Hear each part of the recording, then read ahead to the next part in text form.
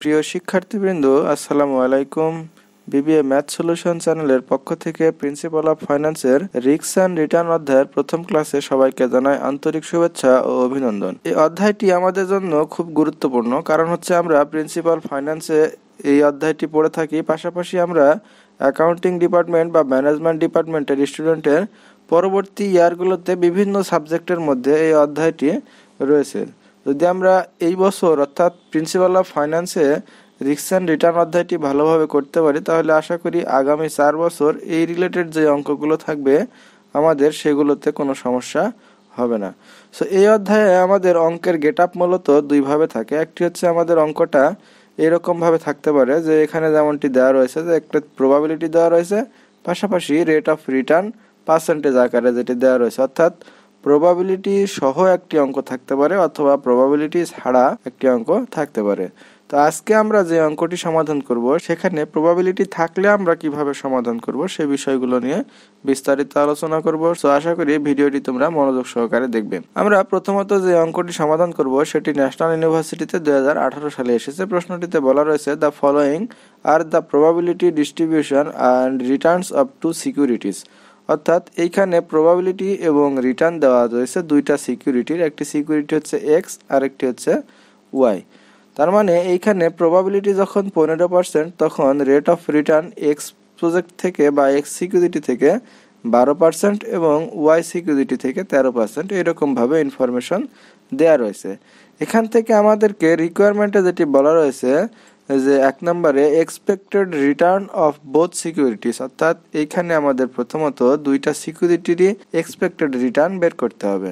So আমরা প্রথমত এই রিকোয়ারমেন্টটি সমাধান করে ফেলি। আমাদের অঙ্কে যখন প্রবাবিলিটি এবং রিটার্ন দেওয়া থাকবে, তখন আমাদের এক্সপেক্টেড রিটার্নের ফর্মুলাটি হবে নিম্নরূপ, যে আমরা এখানে লিখতে পারি যে এক্সপেক্টেড রিটার্ন এক্স, অর্থাৎ এক্স সিকিউরিটিসের জন্য আমরা যখন এক্সপেক্টেড রিটার্ন বের করব, তখন আমরা এইভাবে এক্সপেক্টেড রিটার্ন লেখার পরে এখানে ছোট করে একটি এক্স লিখে দেব, এবং এটির ফর্মুলা হবে R1 ইন্টু P1 প্লাস হচ্ছে R2 P2 plus R3 P3 plus R4 P4। এইভাবে আমাদের এটি চলতে থাকবে। এখানে যেহেতু 4 বছর অর্থাৎ 4টি মান দেওয়া রয়েছে, সেহেতু আমরা এখানে R4 এবং P4 পর্যন্ত গিয়েছি। যদি এখানে 4-এর পরিবর্তে 5, 6, 7টি থাকতো, তাহলে আমরা এইভাবে R5 P5 plus R6 P6 plus R7 P7 এইভাবে এটি আমাদের চলমান থাকবে। অর্থাৎ এখানে যদি 2টি থাকে তাহলে 2টি থাকবে, 3টি থাকলে 3টি, 4টি থাকলে 4টি, এভাবে যতটি থাকবে আমরা ততটি মানকে এখানে গুণ করে সমষ্টি করে নেব।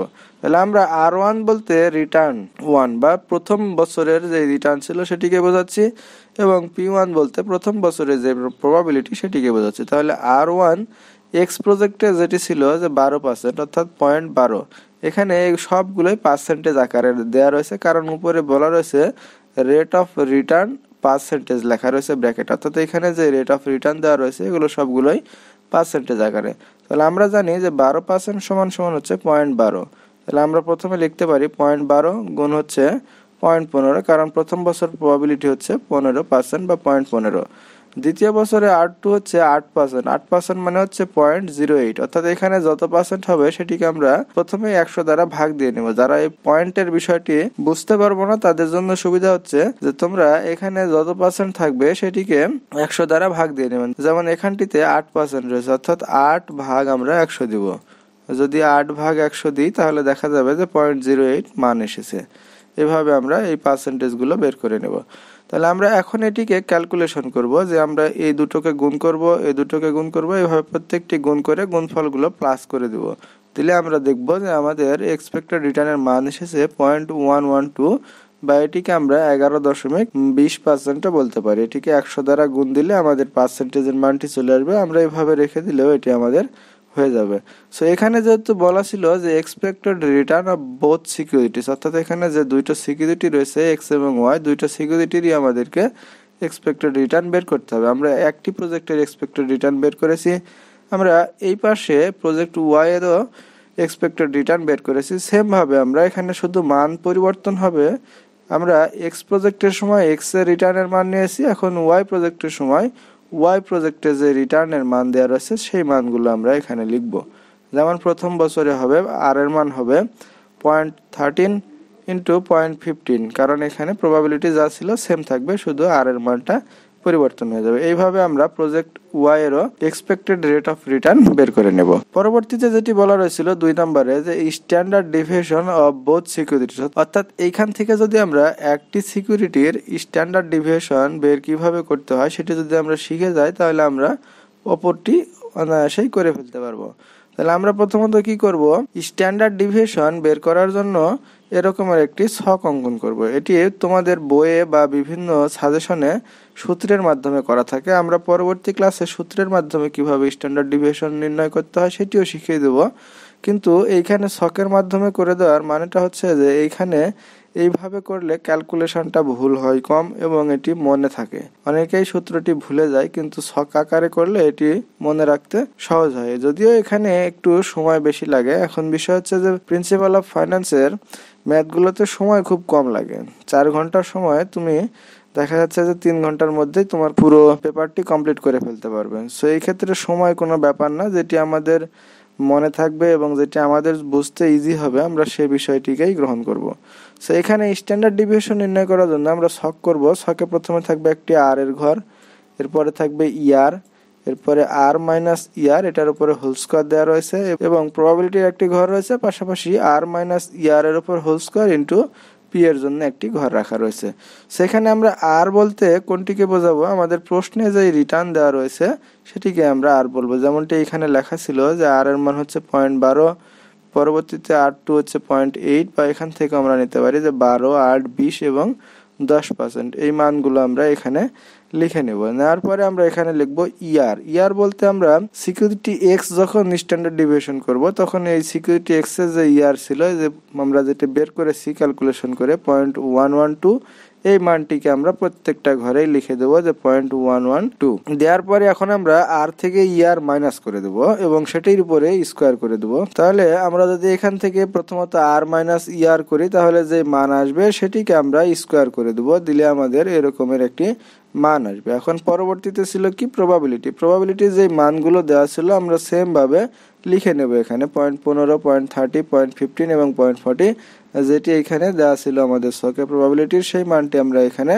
লিখে নেব। নেয়ার পরে এখানে জাস্ট লাস্ট ঘরে কি করা রয়েছে যে আর মাইনাস ইয়ার এর উপর যে হোল স্কোয়ার দেওয়া রয়েছে, অর্থাৎ এই যে মানটি এখানে যেটি রয়েছে এই মানটির সঙ্গে আমরা এই 0.15 গুণ দিয়ে দেবো। যেমনটি এখানে ইন্টু পি দেওয়া রয়েছিল, সেজন্য আমরা এখানে এই 0.00064 এর সঙ্গে 0.15 এই মানটি গুণ দিয়ে দেবো। এইভাবে আমরা প্রত্যেকটি ঘরের কাজ সমাপ্ত করব। করার পরে এখানে যে মানগুলো আমরা পাবো, অর্থাৎ এই প্রথম মান, দ্বিতীয় মান, তৃতীয় মান এবং চতুর্থ মান, এই সবগুলো মান আমরা এখানে যোগ করব। যোগ করলে যে মানটি আসবে সেটিকে আমরা সূত্রের নিয়ে এসে প্রয়োগ করব এবং সেটিকে জাস্ট রুট ওভার করে দেবো। যেমনটি এখানে লেখা আছে যে standard deviation security x equal to summation root over r minus year এর উপর হোল স্কোয়ার ইন্টু পি, অর্থাৎ এই যে মানটা আর মাইনাস ইয়ার এর উপর স্কোয়ার ইন্টু পি আমরা এখানে সমষ্টি করে নিয়ে এসেছি। সামেশন দেওয়া রয়েছে এখানে, যে সমষ্টিতে মান এসেছিল 0.00155354, এই মানটি আমরা এখানে লিখেছি।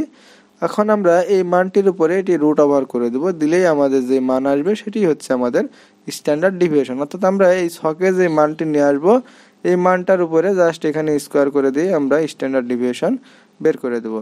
আমরা প্রজেক্ট এক্স বা সিকিউরিটি এক্স এর যেভাবে স্ট্যান্ডার্ড ডেভিয়েশন নির্ণয় করলাম সেম ভাবে আমরা এখানেও সিকিউরিটি ওয়াই এর জন্য আলাদা করে স্ট্যান্ডার্ড ডেভিয়েশন নির্ণয় করে নেব। এবারে সর্বশেষ যে রিকোয়ারমেন্টটি আমাদের এখানে বলা ছিল সেটি হচ্ছে which security is better and why.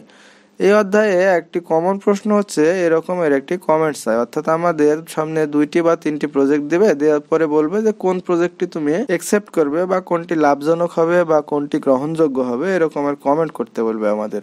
So আমাদের একটা বিষয় মাথায় রাখতে হবে যে এখানে কমেন্ট করতে বললেই আমরা এটা সিভি নির্ণয় করব এবং সে সিভির প্রাপ্ত যে মান হবে সেই মানের উপর ডিপেন্ড করে আমরা এখান থেকে একটি ডিসিশন দেব। তাহলে সিভি সমান সমান হচ্ছে কোএফিসিয়েন্ট অফ ভ্যারিয়েশন। তাহলে এইখানে আমরা এই কোএফিসিয়েন্ট অফ ভ্যারিয়েশনের জন্য একটি ফর্মুলা ইউজ করব, সেটি হচ্ছে স্ট্যান্ডার্ড ডেভিয়েশন ভাগ হচ্ছে এক্সপেক্টেড রিটার্ন গুণ হচ্ছে 100।